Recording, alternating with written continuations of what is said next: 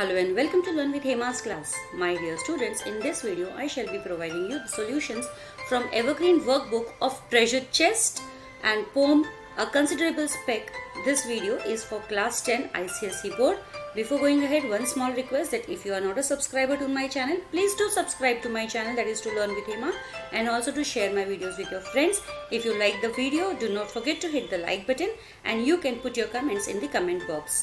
So quickly we'll start. This is passage 1.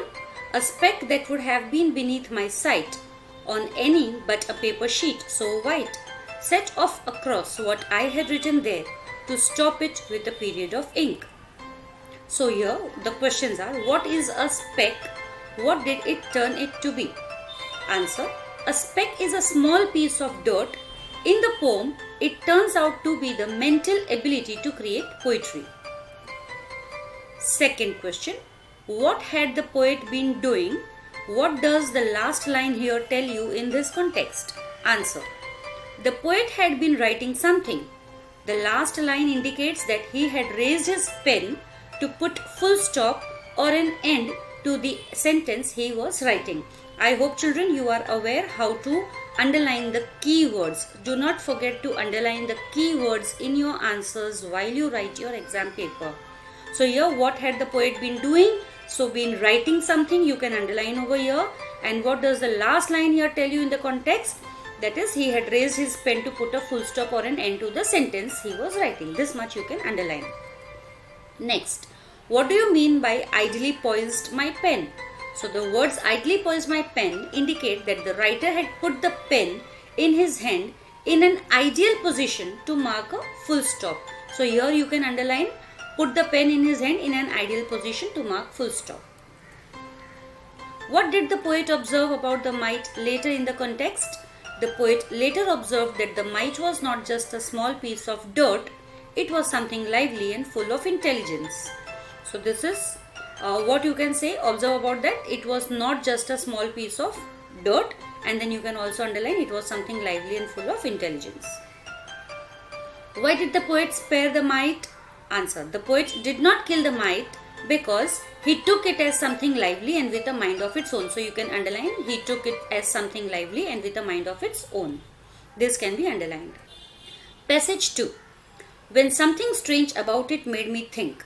This was no dust speck by my breathing blown, but unmistakably a living mite with inclinations it could call its own. So question 1. What was something strange about the speck? Answer. The little speck appeared to be a small piece of dust only, but the poet felt that it was something lively. It was strange that the speck for the poet meant something having its own mind and intelligence. So something strange means it was strange that the speck for the poet meant something having its own mind and intelligence. This you can underline. You can also underline the poet felt that it was something lively. Both the points you can underline. Question 2. What was the first thing about the speck that struck the poet's mind?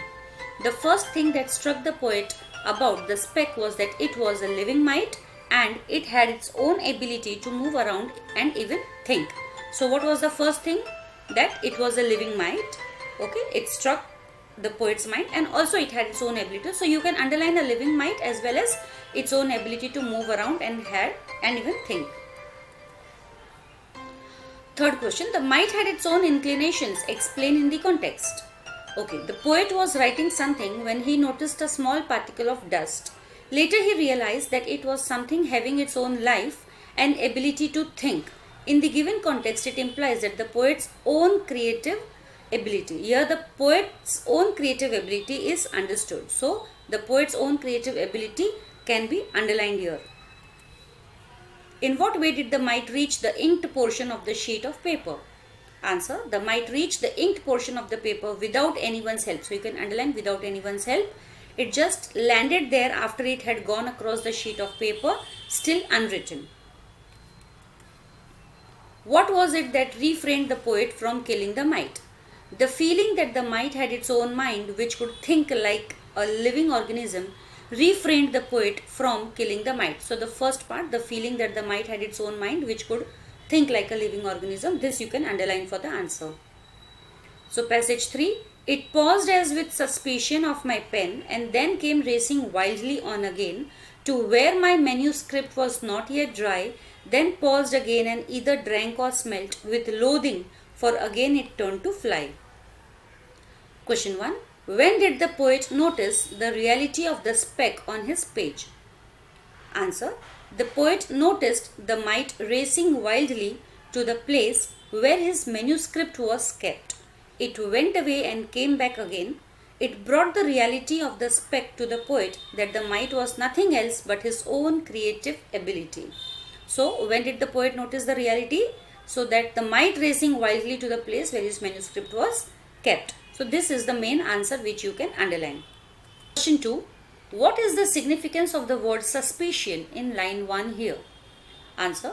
The word suspicion in line 1 here indicates that the mite as creative energy was hovering round the poet's pen.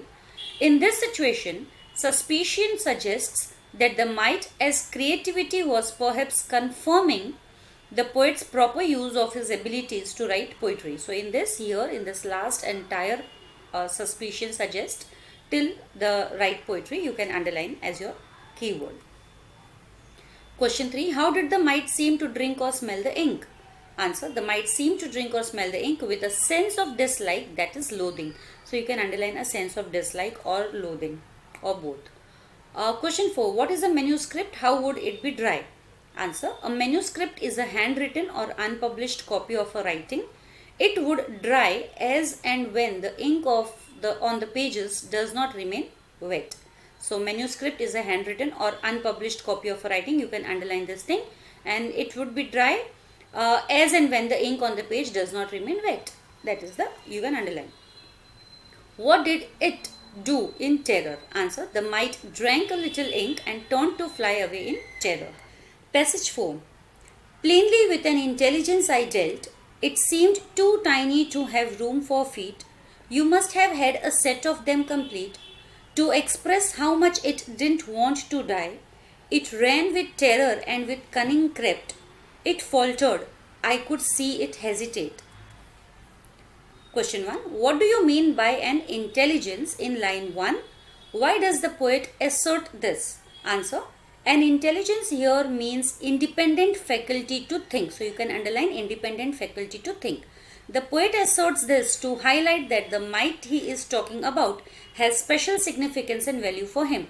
So you can underline to highlight that the mite till value for him. Question 2. What was it that refuted the poet's thinking that the mite had no room for feet? Answer. The mite was very small. There was no scope for such a small entity to have feet, but the way it ran in a very clever way refuted the poet's thought that the mite had no room for feet. So here you can underline the way it ran in a very clever way. This is the keyword. Third question. It ran with terror and with cunning crept. Explain. So these words mean that the mite ran here and there in fear. So you can underline that the mite ran here and there in fear, but it moved away to avoid the cause of the terror very cleverly and intelligently. What is it that the poet satirizes later in the context? Why? The poet satirizes those who equate the intelligent with the dullard. The poet rather believes that a mite with intellect is better than a man who lacks independent thinking and intellect. So here, those who equate the intelligent with the dullard, this you can underline as the keyword. And also, why? Because he believes that a mite with an intellect is better than a man who lacks independent thinking and intellect. This part also you can underline. What does the poet appreciate in others? Answer. The poet appreciates the presence of the ability to think intelligently. So here it's very clear, the presence of the ability to think intelligently. You can underline this. The fifth passage. Then in the middle of the open sheet, covered down in desperation to accept whatever I accorded it of fate, I have none of the tenderer than thou, collectivistic regimenting love with which the modern world is swept. But this poor microscopic item now, since it was nothing I knew evil of, I let it lie there till I hope it slept. So question 1. What position did the mite take eventually? In what state was it? Answer. The mite moved away and took its position in the middle of the page. It was in a state of indifference and ready to accept its fate. Question 2. Explain collectivistic regimenting love. Answer. The phrase collectivistic regimenting love means love for some particular groups or species. So you can underline love for some particular groups or species imposed by society or some organization. So this till here you can underline. In the given context, it suggests that the poet did not have any compulsion in appreciating or loving the mite or allowing it to live. The poet did it as he appreciates independent thinking of the mite. So you can also underline, it suggests that the poet did not have any compulsion. So till here, at the end, till the end. So this answer itself will give you 3 marks. It's a 3-marker question. It will give you full 3 marks if you write this answer and underline the given keywords. Question 3. Which ideology is implicitly criticized here? Answer. The ideology that does not allow independent thinking for the interpretation and understanding of texts has been implicitly criticized by the writer here. So what you can underline is that does not allow independent thinking for the interpretation and understanding of texts. This is the keyword. Okay, 4th one. What made the poet let the mite lie there till ... it slept? Answer. There was nothing evil about the mite that the poet could think of, so he let it lie there. So the main answer keyword is there was nothing evil about the mite that the poet could think of. This is the answer which you can underline as keyword. 5th question. Why does the poet choose a considerable speck to express his appreciation of the mind, its imagination and creativity? Answer. The poet chooses a considerable speck to express his appreciation of the mind to suggest that even a very small and seemingly insignificant independent thought is valuable.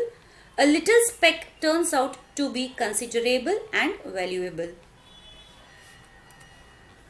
Passage 6.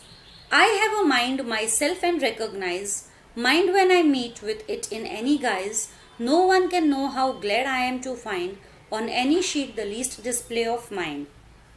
Okay, question 1. What does the poet appreciate and why? Answer. The poet appreciates mind, that is intelligence in others. So you can underline mind, intelligence in others. He does so because he himself has the ability to think intelligently. So the other thing, he himself has the ability to think intelligently. You can underline that as keywords. Question 2. What quality in a writing appeals to the poet? Answer. The quality that encourages independent thinking and inspires new ideas appeals to the writer. Question 3. Do you think the idea contained in the last stanza has relevance in the context? What is it? Answer. In the last stanza, the poet expresses the view that the display or expression of intellectual thoughts pleases him. This idea corresponds with the central thrust of the poem. The poem emphasizes the value of independent thinking, which gets reinforced in the last stanza. It makes the stanza highly relevant. Question 4. In what way did the poet identify with the mite? Answer. The poet identified himself with the mite as both have the faculty to think on their own and use their mind for intelligent thoughts. Question 5. Last question. What does the poet mean by display of mind? Answer. According to the poet, display of mind suggests the use of intelligent and independent ideas. So with this we complete our question answer for this treasure chest, a considerable speck. That's all for today. We'll soon meet in the other video. Till then, stay safe, stay secure. Thank you.